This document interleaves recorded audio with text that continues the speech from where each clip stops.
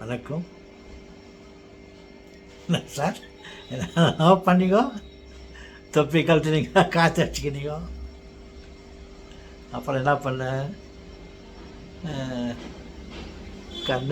கண்ணாடி எடுத்தேன், அப்புறம் குட்டி எடுத்தேன், கண்ணை துவச்சிங்க, கண்ணாடி துவச்சிக்கணும், மூஞ்செல்லாம் துவச்சிக்கினீங்க.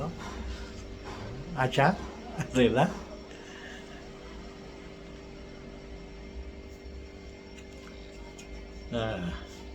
ஆச்சு பாருங்கள். இப்போ நான் ஃப்ரெஷ்ஷாக இருக்கிறேன். உங்கள்கிட்ட நான் பேசுறதுக்கு நான் ஃப்ரெஷ்ஷாக வந்தால் தான் கொஞ்ச நேரம் பேசுவேன். புரியுது எப்சலில் வேக்காட்டில் உங்கள்கிட்ட நான் பேசுறது இஷ்டப்படல. நான் இப்போ கொஞ்சம் தெளிவாக்கிறேன், சந்தோஷமாக பேசுகிறேன். என் மூஞ்சில் கொஞ்சம் சந்தோஷமாக வச்சுன்னா உங்கள் முகத்தில் சந்தோஷமாக இருக்கும்னு ஆசைப்படுறேன். நீங்கள் சந்தோஷமாக இருக்கிறதுக்காகவே நான் என்னை ஃப்ரெஷ் பண்ணிக்கிறேன். ஓகே, சும்மா சொல்லாதீங்க சார், எதெல்லாம் சொல்லிக்கின்னு ஏமாத்தாதீங்க.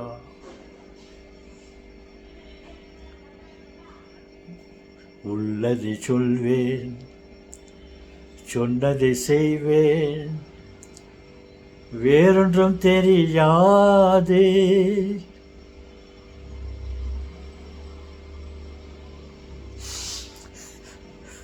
உள்ளத்தில் இருப்பதை வார்த்தையில் மறைக்கும் கவனம் தெரியாது, கவனம் தெரியாது.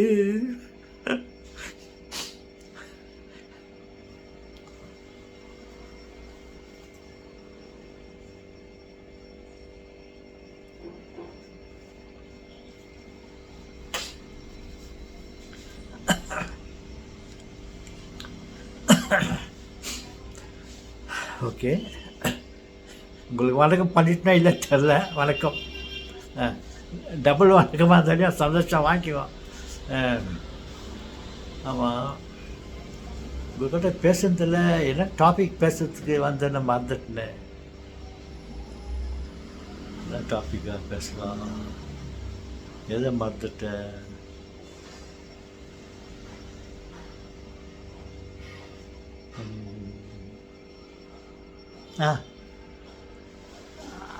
நான் கிச்சனில் வரும்போது அந்த ஸ்டவ் எரியல. அப்புறம் தேடி பார்த்தா ஒரு மேட்ச் பாக்ஸ் இருந்துச்சு. அந்த 2 ஸ்டவ்வை கொளுத்துனா மேட்ச் குச்சி ஆகிட போன்னு சொல்லி ஒரு கேனில் கோத்துனேன். ஒரு கேனில் கோச்சி நிதானமாக எல்லாத்தையும் கோச்சிக்கினேன். அப்போ கேனில் பற்றி கொஞ்சம் பேசலாமான்ட்டு ஒரு எண்ணம் வந்துச்சு.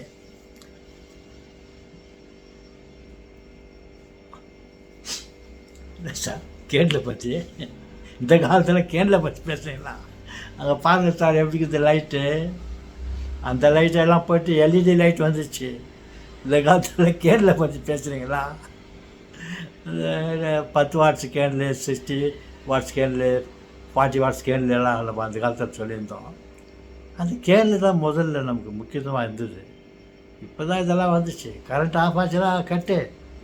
அந்த கேனில் தான் நம்மளுக்கு உதவியாக இருக்கும். சரி, இந்த கேனில் பாருங்க,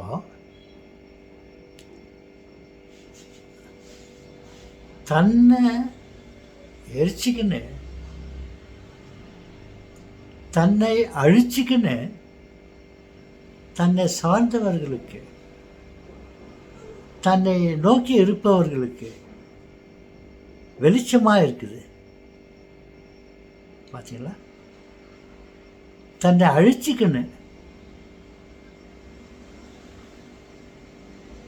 கடைசி வரையிலையோ நான் அழிஞ்சாலே பரவாயில்ல, என்னால் மற்றவங்க பயன் பெறணும், வெளிச்சத்தை காணணும்.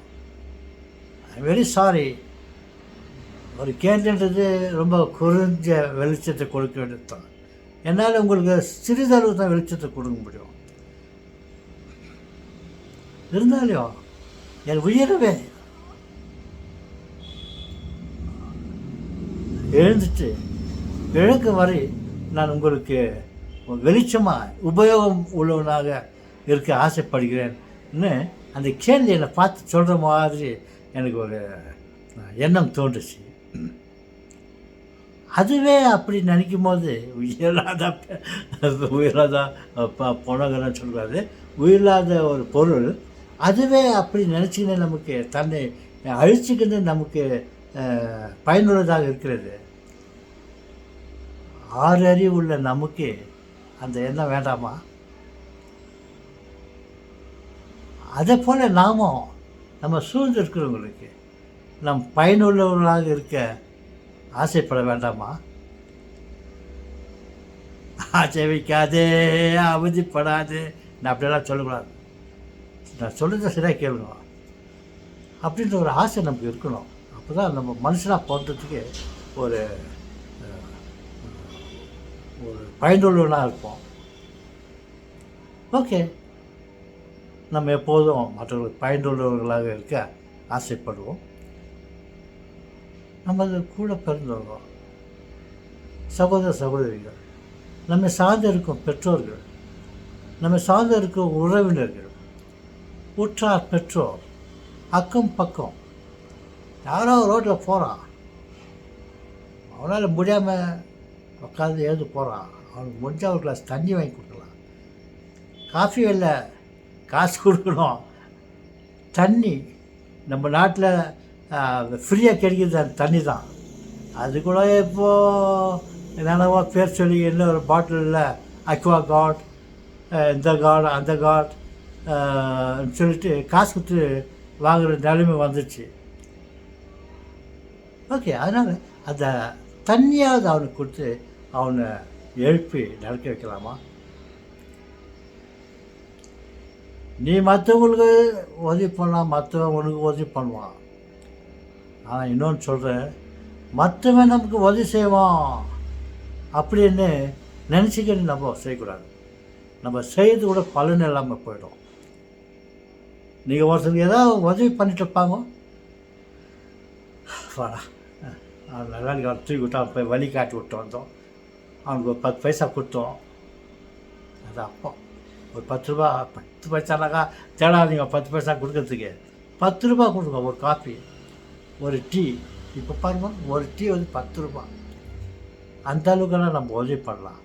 உங்களால் முடியலையா, நீங்களே கஷ்டத்துக்குறீங்களா, அந்த 10 ரூபா காப்பி வாங்கி நீங்கள் குடிச்சிட்டு அவனுக்கு முடிஞ்ச அளவுக்கு அவனுக்கு தேவையான ஹெல்ப்பை பண்ணுங்க. இல்லைன்னா அவளை பார்த்து பரிதாபப்படுங்க. அதுவும் ஜாஸ்தி. ஓகே, வணக்கம்.